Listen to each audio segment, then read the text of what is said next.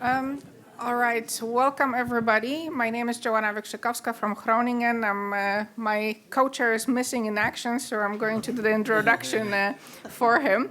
But we're in this exciting session, The Future is Now, QFR and RMS to optimize coronary artery disease patient management. And without further ado, I would like to introduce my dear friend, Professor Yoshi Onuma from Galway, who will talk about QFR from planning and evaluation of the PCI results. Thank you, Jonah, for a nice introduction. So my talk is about planning and evaluation of a PCI result by QFR. So angio-based FFR, including QFR, was developed as an alternative to wire-based FFR. Potential advantage of this approach is there's no need for the invasive pressure wire, potentially reduce the procedure time, patient risk, and patient discomfort and cost. Angio-based FFR, such as QFR, was well validated against wire-based FFR in terms of its diagnostic performance and area under the curve. Since QFR is based on angiography and able to provide the vessel size, QFR can be used for the planning of the procedure as well as optimization of stent post-procedure. So these are the list of the commercially available angio-based FFR software. QFR is one of the first software developed. The software requires 2 angiographic projections at least 25 degrees apart. The software was validated and studied in multiple clinical trials.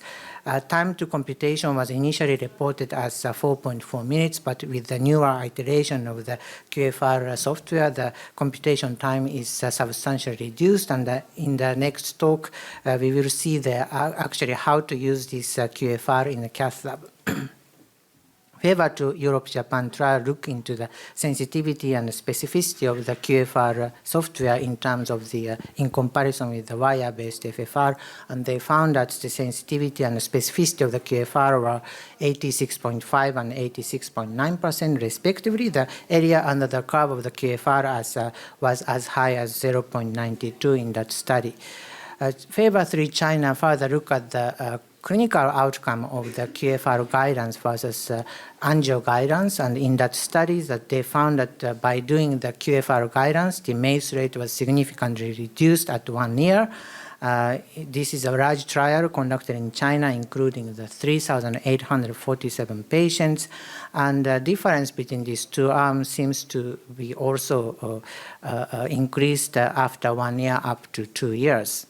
So after these clinical studies, that QFR is positioned as a Class 1B recommendation in the European Society of Cardiology CCS guidelines published last year for the functional assessment of epicardial artery stenosis severity during invasive coronary angiography, and also for the assessment of the procedural risk and post-procedural outcomes. However, so far the clinical evidence is focusing on the selection of the region to be treated by QFR, but it's not really focusing on the post-procedural QFR evaluation. So what do we know about post-procedural QFR and clinical outcomes? In the Syntax 2 trial, that we look at the correlation between the post-procedural QFR and the event. In this patient received the 3 stents in the 3-vessel disease.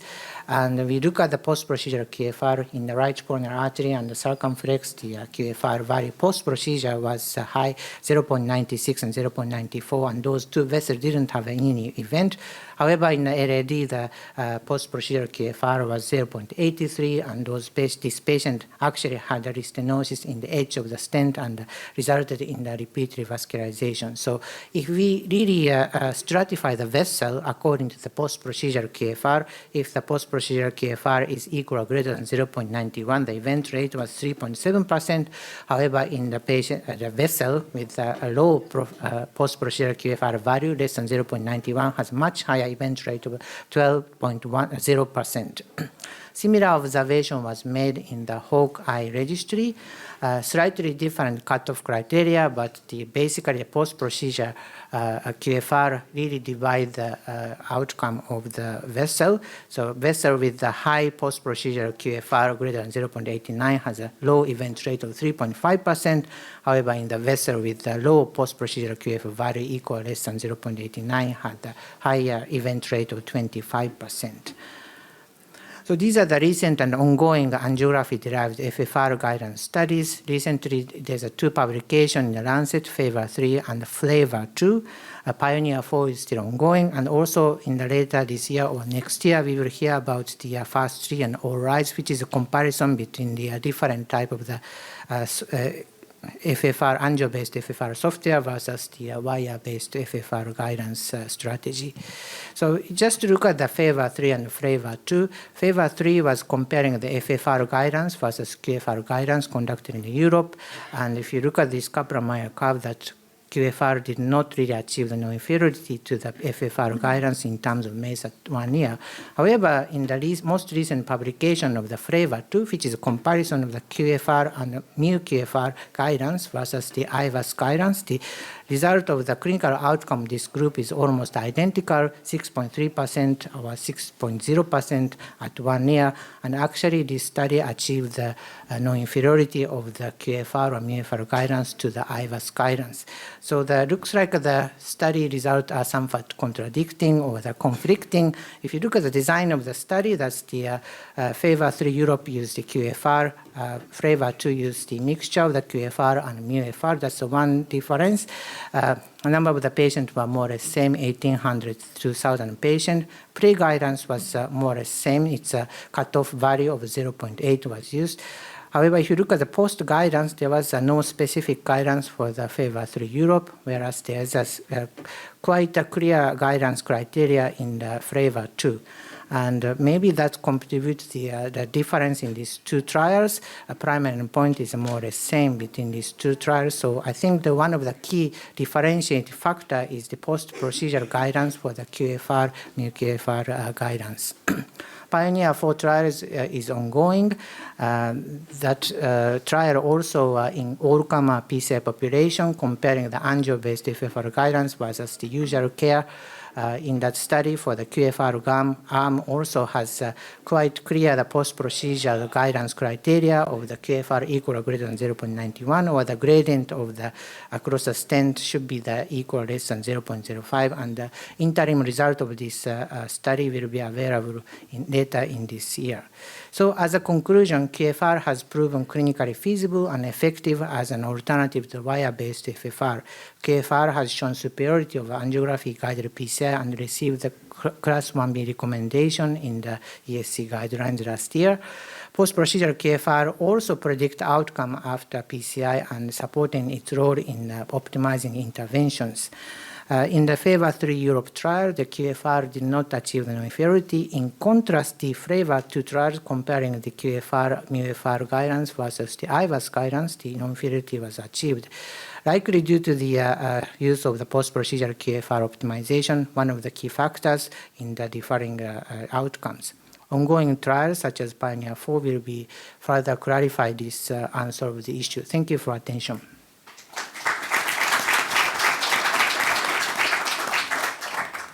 Fantastic talk, Yoshi. Any questions from the audience? We have a little bit of time, I think, or from the panel for Yoshi. Yoshi, yeah, that works. Nice talk. Thank you so much for showing this data. I mean, the question to me would be, do we need all this hard, clinical endpoint data with all these different technologies? Is it needed? I mean, as long as we showed, that QFR is as good as other technologies, do we need to perform these randomized trials with hard clinical endpoints? Yeah, I think what you mean is some sort of a class effect of this type of the softwares.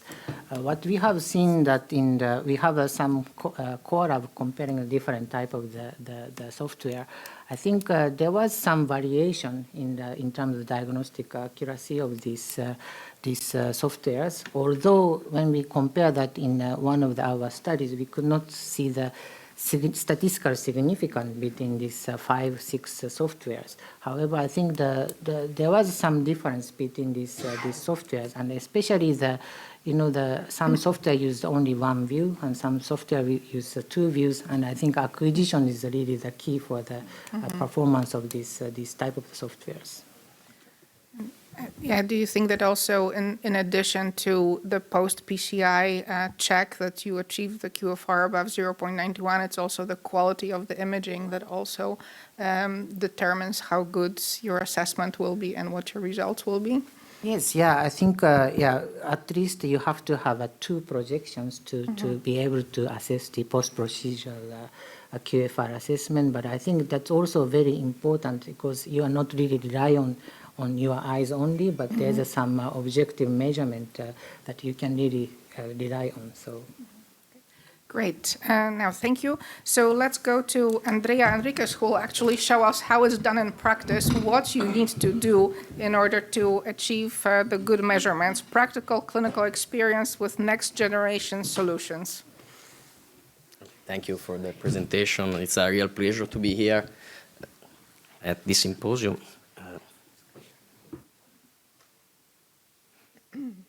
To present QFR and CCTA for clinical decision-making and optimal PCI guiding.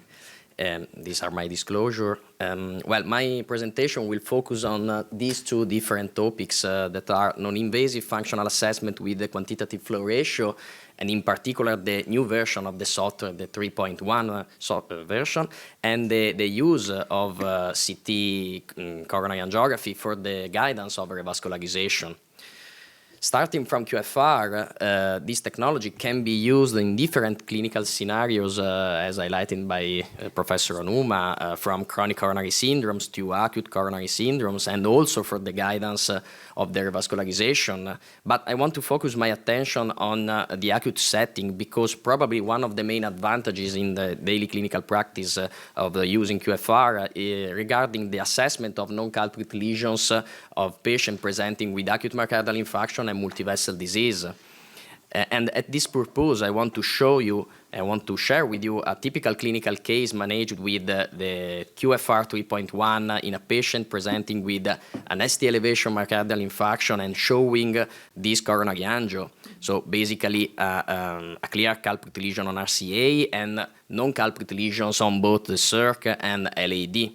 And after the treatment of the culprit lesions during the primary PCI, the patient was then assessed in an offline setting for both non-culprit vessels, showing a non-significant result on the circ and a positive QFR value below the cutoff of 0.80 for on LAD, identifying hence non-culprit vessels that need to be treated with a staged revascularization. And at this point, the software, the 3.1 software of QFR is able to provide a lot of further informations other than the general value of functional assessment. Informations like the pattern of disease thanks to the virtual pressure pullback gradient, as you can see in the mid of the slide, and informations like the delta QFR, the residual QFR, the lesion length of each lesions in case of multiple lesions along the vessel, as in our case.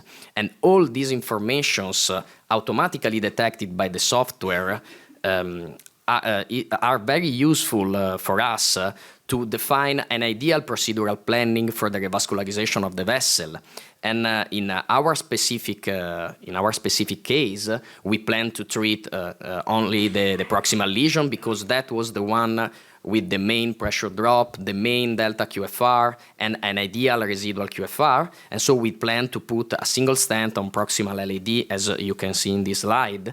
And following this procedural planning, we obtain a good angiographic result, confirmed also by the post-PCI functional assessment, in which we obtained a QFR value of 0.91, so an optimal result, especially for LAD, without significant pressure drop inside the stented segment, and with a residual non-significant pressure drop on distal LAD. Lastly, for QFR, I want to show you how the 3.1 version of the software can be easily used in the daily clinical practice for live QFR computation inside the cath lab without the need for other operators outside the cath lab to perform the analysis. In this case was performed by myself and my professor Gianluca Campo, as you can see on the left of the slide, of a patient with chronic coronary syndrome and intermediate lesions on both circ and LAD. And thanks to a portable touchpad with Bluetooth connection and a sterile cover, we were able to perform the computation on real time, as you can see on the right of the screen, on both vessels in very few steps and in very few minutes. Well, similar informations useful and helpful for cardiology, for interventional cardiologists, can be obtained also with coronary CT angiography. And this technology can be used for both the diagnostic part, so to detect coronary artery disease, but also and probably mainly for the interventional part to plan and guide their vascularization. And this is possible thanks to the ability and the capability of CT angiography to provide a lot of information starting from the best catheter selection, the best working projections, but mainly the need for dedicated operators or dedicated devices for an adequate lesion preparation in case of complex lesions, in case of heavily calcified lesions, or the presence of CTO, and so on. And again, let me show you another clinical case managed with this technology in our center. This was a case of a patient with effort angina that was sent to perform a CT scan that revealed a multivessel disease with especially, and in particular, a long occlusion of LAD with high calcific burden. And these are some example of informations acquired during the CT scan, so the coronary ostium origin for the catheter selection, the reconstruction of the vessel in the center of the slide, and also the calcium view with informations like the calcium arc, the calcium thickness, the calcium density, and so on.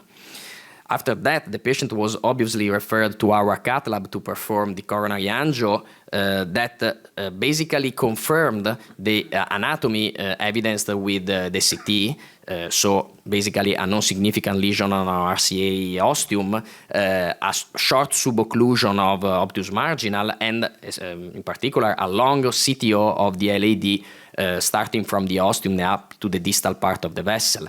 And thanks to all the informations acquired during the CT scan with dedicated operators for the presence of the CTO and dedicated devices for the lesion preparation like the IVL, we were able to perform a complete revascularization on both vessels without any kind of surprises during the procedure.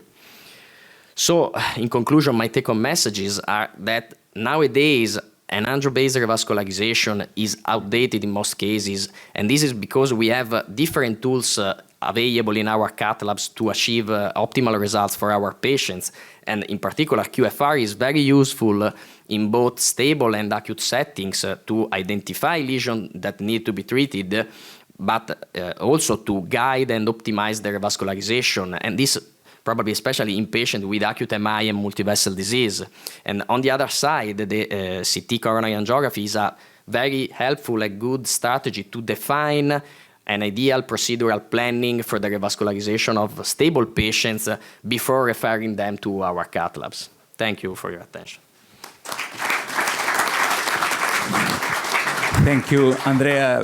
Very good presentation. So I think the first two talks are focusing on QFR and CTA.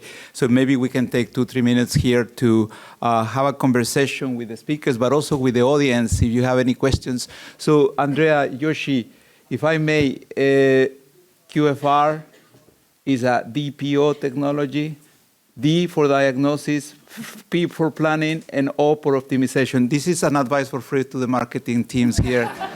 So the DPO algorithm has been born today. So the DPO is diagnosis, so you can have a diagnosis also with CT data as well. Planning certainly with both, but I think the optimization part is unique, and I think you addressed that in your talk, and you show some examples on how you optimize. And this may bring this technology to the next level, and if you see the last results by the Flavor 2, maybe to be comparable to even IVUS, right? So do you agree this could be the new algorithm going forward? Yeah, I think you have a very good talent on the marketing. I agree with the DPO should be the mantra for this technology. I think optimization is certainly, I think, very important to really have a good PCR result long term. I totally agree with you. I cannot add any. With the new version, do you agree that this should be and could be implemented easily? First, you have all the Bluetooth connectivity, but also the interaction with the new 3.1 version. It makes your analysis way faster, even for online use. I mean, because for the optimization, you have to be performing that in the cath lab, right? With the planning and diagnostic could be done before, right? You have more time, Yeah. but for the optimization part, it really requires a good user interface. Do you agree this could be a good way to do that? Yeah, for sure. The right way is to have a software with very few steps to perform the analysis, very few minutes to have the analysis inside the cath lab. So in order to have all the informations for the planning and for the post-PCI evaluation of the result. So one more question to you, because we sort of tend to use IVUS on complex lesions only. How do you use QFR? Do you use it in all patients in your cath lab, or do you also make a selection? No, for sure we make a selection. We use also imaging in some cases. There are some cases where QFR can have some limitations. For example, for ostial lesions, for left main lesions. So in some cases, QFR is not the best option for our patients. So is a tool like other tool like FFR, like imaging for the best treatment for our patient in order to achieve optimal result. Andrea, just for a practical point of view, you show a beautiful case of ST elevation patient in which you assess the non-culprit lesion after. In such case, do you use to perform again the QFR before starting the treatment of LID, or you use the offline values that you get from the MI procedure? Do you think that could be a red alert to repeat or not some changing like in FFR, or is more stable, more reliable? What's your? We have already evidences that the QFR performed with the angio acquired during the primary PCI. The primary PCI is completely comparable to the follow-up. So we don't perform another analysis during the PCI, the stage of PCI. That's a big difference with invasive physiology. Yeah. Invasive physiology changes in the next procedure. Let's take this question quickly because we have time. Yeah. I have a question for the CT-guided PCI. Do you see the patient in the angio, you see that he has calcification, and then you send them to CT to get another bolus of contrast metal and radiation? Or is it for the patients who were screened for coronary, for CCS, and then were found to have calcific lesions? Which patients would you use? The patient was sent for a CT for a screening because he had a chest pain, a throat angina. So he was referred to CT scan for screening, and then was referred to our cath lab. Great. Now, let's move on then. We have Michael Joner from Germany to discuss pre-solve a step beyond the drug-eluting stent plateau. So how do we leave nothing behind?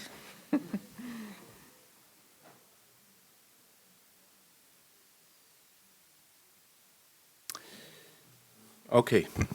Thanks for having me. It's a privilege to be part of this wonderful symposium. Thank you so much. So this is my conflict of interest. Where do we start? Of course, I mean, many of you have seen the slides for decades now almost. But I think when you look, let's start at the right panel of the slide. You focus only on that one with your eyes, please, because that is the hardest endpoint in terms of target lesion failure that we can get, which is stent thrombosis. And as you can see, there is an accrual over time of these events in no matter what kind of drug-eluting stent, and these are most contemporary devices you're looking at. So this clearly tells us something is going wrong, and I think this counter-argues all the people that say that drug-eluting stents have solved the issue of treating coronary atherosclerosis. I'm sorry, but that's what it is.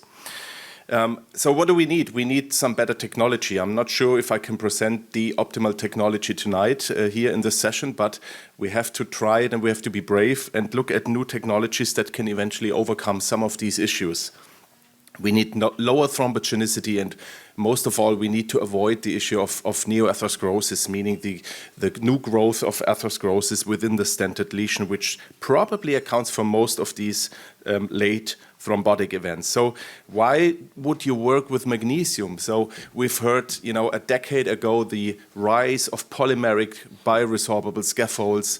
Unfortunately, it came down because of a risk, again, in late thrombotic events, and the issue was supposed to be the late scaffold dismantling. So you have to control that. You have to be much quicker in terms of resorption. And this is what is so excellent with magnesium. The radial strength is different compared to polymers because you have a performance that is similar to any drug-eluting stent when you implant it. It needs to be biocompatible, and that's true. We've shown thrombogenicity is extremely low. And you can do something very basic, which nobody's speaking of, which is electropolishing that everybody of us is used to with all drug-eluting stents. This is how it looks. The FreeSolve is the new iteration, or I shouldn't say iteration because it's a completely new device. It's composed of a new magnesium alloy, and you can see that it has thicker stent struts compared to its predecessor, Magmaris. It goes down to 99 microns for a 2.5 millimeter device, 117 for the 3.0 and 3.5, and then it's 147 for the larger device for the 4.0. You can also see that a new marker concept was employed to improve visibility of this device. And all of that taken together, let's look at the preclinical data that are available for this device. I will keep it very simple, don't worry. But what I want to point out is that you can measure strut discontinuities. The dismantling was the big issue with Absorb. And when you look at the most critical time points, 90 days, 120 days in preclinical models, you can see compared to its predecessor version, the Magmaris, which is in gray, you can see the number of strut dismantling or fractures, call it whatever you wanted to, is significantly lower. And that tells us on the right panel then, if you translate this into radial strength, and this is finite element simulations from preclinical data, at 3 and 4 months you can see a significant improvement in terms of radial strength. Now, with regards to the OCT visibility of this device, you can see that we did a very sophisticated analysis looking at each individual strut, and you can see 99.6% of the struts are being resorbed, no longer visible at 12 months. And on the right panel, you can see how this translates into clinical science, and this is from clinical data that was done also by Hector Garcia and his core lab. 99.3% within the BioMark-1 trial were resorbed. So there's excellent correlation between preclinical and clinical data. Now, this is the first in-human trial, BioMark-1, which was presented and published some time ago. And you can see on the very right side the cumulative late loss curve. And for you to make it easy, the greenish BioMark-1 curve is compared to the predecessor Magmaris device, which was investigated in the BioFlow, and you can see that there is quite some substantial reduction in late lumen loss. So it's a left-shifted curve in terms of late loss. So also that was clearly improved, and there will be follow-up up to 5 years in the study also. I have shown this already. This is some consecutive OCT data just to show you that early on when you look at the post-procedure image, it looks like a metallic drug-eluting stent. It's hard to differentiate. Then at 6 months, it's already barely visible. Actually, when you have the eyes of a core lab, and Hector will confirm it, you have to look very carefully to recognize the stent struts. And at 12 months, I can reassure you, there's nothing that you can detect, basically. Maybe from now and then you see a remnant, but that's it. There is no strut dismantling, no in the lumen sitting of stent struts.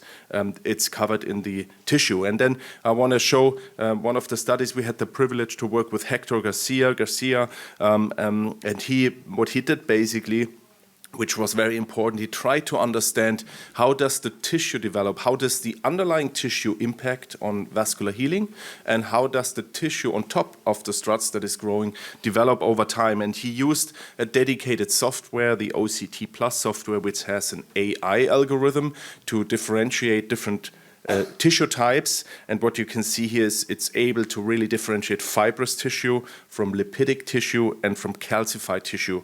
For instance, the white area shows you all the calcium. And what he found is quite interesting, because he showed that there's a 20% decrease in lipid area underlying these stent struts, and at the same time there was a 36% increase in fibrous tissue, especially above the struts. So that means that the fibrous cap is forming.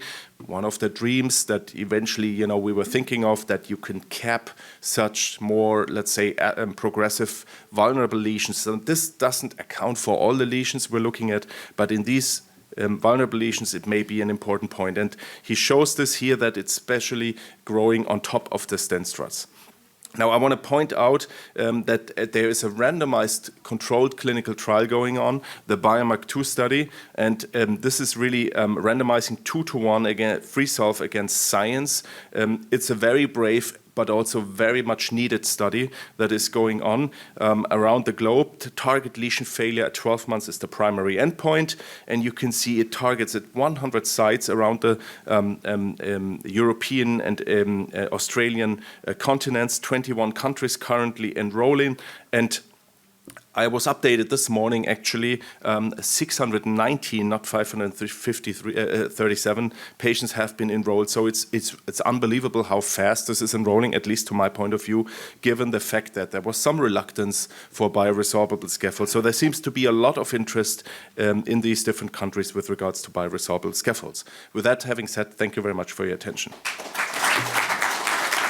Thank you, Michael. Very important technology as well. We'll discuss it together with your presentation, Enrico, if you want. I think you are showing us some real-world data, your own experience from Italy, and we are curious to see your data. Okay. Thanks for the invitation to that symposium.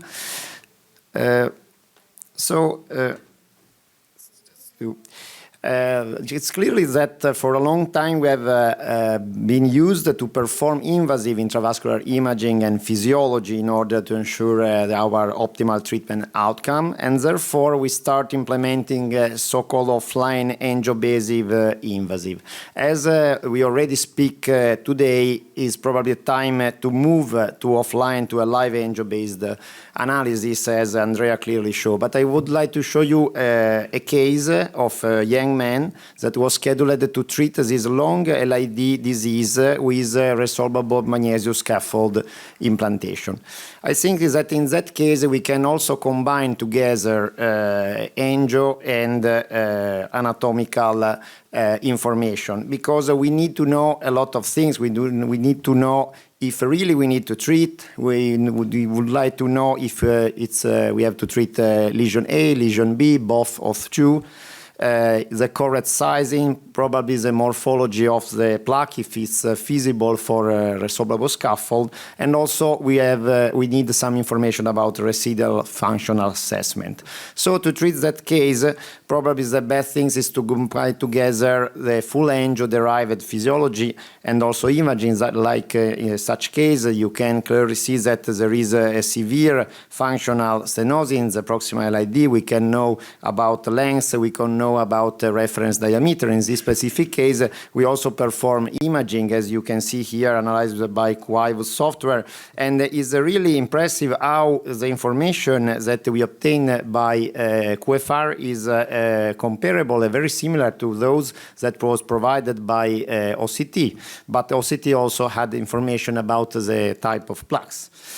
So we treat the patient according to a correct sizing, correct vessel preparation. We implant a single Magmari scaffold 3.25. We perform a post-dilation, and this is the final angio result. And again, we can obtain information immediately after about physiology, about the resolution of the ischemia. And again, we can get information about optimal expansion, optimal position that was, again, very similar if you look at number comparable to those provided by the non-invasive angio by QFR. So in such a specific case, we used to perform a clinical follow-up for that patients that implanted the resorbable scaffolds. This is a 1-year follow-up of those patients. As you can see, there is a remarkable angiographic result. But again, for research purpose, in those specific cases, we perform again physiology to reassure about the result. And again, we perform again imaging to have an immediate impact about complete resorption of the scaffold. So what we can learn combining together physiology and imaging. Some years ago, we performed a study trying to investigate such patterns. We include 44 patients and 47 lesions. Also, Andrea Ricketts from Ferrara helped in those big work. It was a big effort for us at that time without the actual 3.1 QFR software to obtain the analysis, and again, it was a great effort for the core lab to analyze slice for slice and have a pairing analysis pre-PCI, post-PCI, and 1-year follow-up of such data. But we can learn a lot combining together that information. As you can see, we can have anatomical information and also functional non-invasive information. If you look at the anatomy, we know that we can have some late lumen loss in the vessel. We know from the Magmaris platform, probably we hope to have less late lumen loss with the new freesolve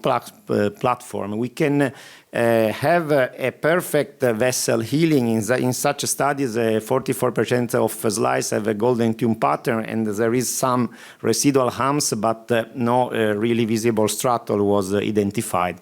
But if you move to the physiology, is very interesting that in any case, also in presence of some kind of lumen loss in such cohort of patient, we obtain a fully preserved QFR physiology result at 1 year, demonstrating that despite a potential lumen loss of the vessel, we can have a restoration of the normal flow without residual ischemia. But we really need nowadays to perform an invasive follow-up of those patients. It's clear that we can have other way. We can use also non-invasive CT scan. We already view today that we can use to plan the procedure, but in such case, we can also use to follow up the patient. In that specific case, we have a CT follow-up that could demonstrate that we can identify the tantalum marker of the Magmaris in such patient. We can have information about plaque analysis. In that case, it was 75% fibrotics, and we can have also 3D volume reconstruction of the vessel. This specific patient was included in this case series that we published some years ago, demonstrating that it was feasible to perform a CT follow-up in such patient, and we can observe, it's true, a mild in scaffold late loss, but we can also have a detailed coronary plaque characterization that was prevalent to fibrous fatty plaque, and notably there is a majority of patients that start the pathology with acute coronary syndrome. So what we learn from angio and CT-based analysis, we can see that basically the time is come to move from offline to live angio-based analysis that could be implemented in our cath lab in nowadays practice, but beyond the physiological assessment, the methodology like QFR could also provide some anatomical information that could help in optimal device sizing and implantations that could be especially important in patients that have to implant a resorbable scaffold to correctly size the vessel. It's true that we need intravascular imaging when we need to assess plaque morphology information. The non-invasive CT-based analysis is something that could be feasible to follow up those patients, because we know that using the current software we can properly identify also the area that was previously treated by resorbable scaffold, and we could identify the tantalum marker. We could have good information about the stabilization of the plaque. If you would like to know more about long-term follow-up or resolvable scaffold, tomorrow I will present in the late-breaking trial section the long-term result of the Sherpa Magic Registry, the all-comer registry of Magmaris implantation. Thank you very much.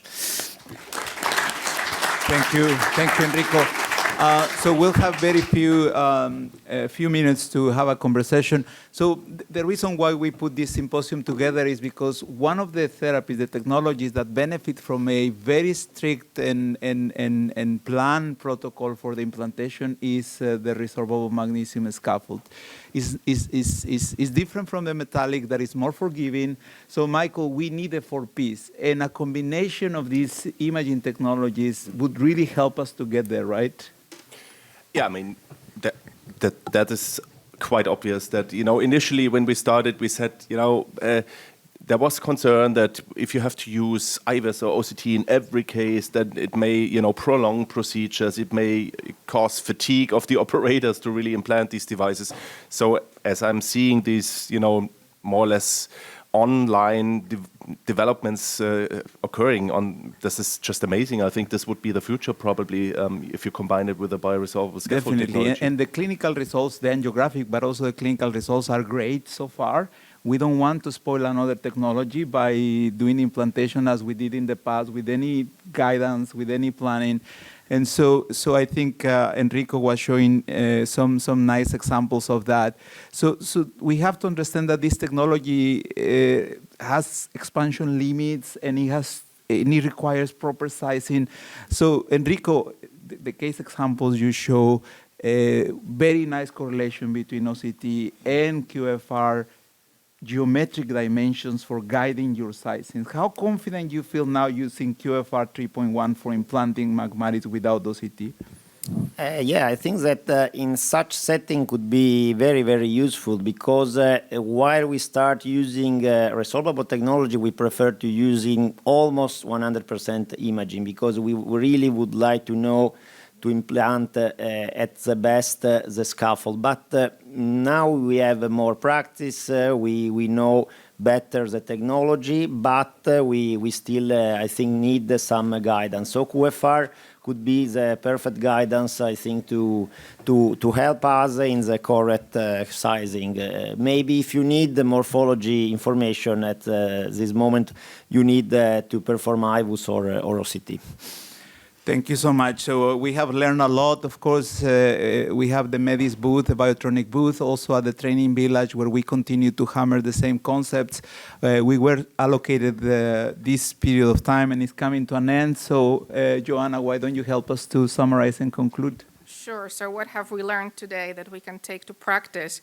I think we learned that QFR 3.1 is actually a great solution to plan your procedure and to optimize your PCR results. And it is at your fingertips because you have an iPad that you can use in your cath lab. You can you already are doing an angio and you're only using the information that's already there with a sophisticated IE tool that works in 30 seconds and 5 clicks.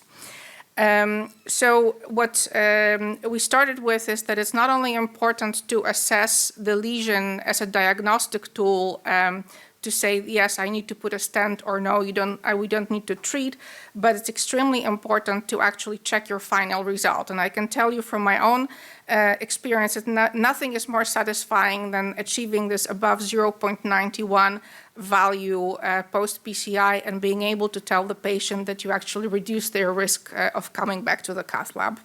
So, and this is confirmed now actually in the difference between Favor 3 Europe and Flavor 2. So when you use this technology properly and when you also use it for post-PCI optimization, you actually achieve equivalence in results to IVUS guidance.